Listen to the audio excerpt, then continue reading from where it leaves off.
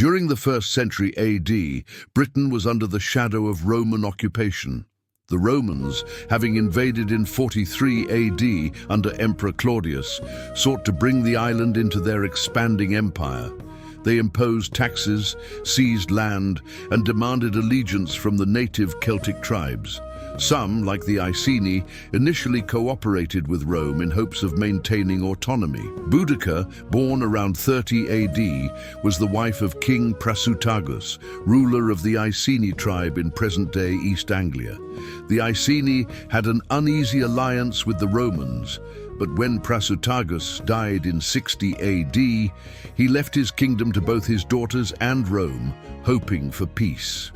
Instead, the Romans ignored his will, annexed his lands, flogged Boudicca, and violated her daughters. This act of brutality ignited a fury that would lead to one of the most devastating rebellions against Rome. In 60 or 61 AD, while the Roman governor Gaius Suetonius Paulinus was away crushing a Druid stronghold in Anglesey, Boudicca gathered her forces. With the support of the Trinovantes and other discontented tribes, she led an army of 100,000 warriors against the Roman settlements. Their first target was Camulodunum, the Roman capital of Britannia. The city, poorly defended, fell swiftly. The rebels torched the Roman temple of Claudius, slaughtered inhabitants, and razed the city to the ground. The Roman 9th Legion, sent to stop them, was ambushed and nearly wiped out. Marching south, Boudicca turned her wrath to Londinium, modern London, the financial hub of Roman Britain. Suetonius, realizing he lacked sufficient forces, abandoned the city, leaving it to Boudicca's warriors. They burned Londinium to the ground, massacring thousands, showing no mercy to Roman civilians or sympathizers. A similar fate awaited Verulamium, modern St. Albans. By this point, over 80,000 Romans and civilians had been slaughtered. The rebellion had nearly driven Rome out of Britain.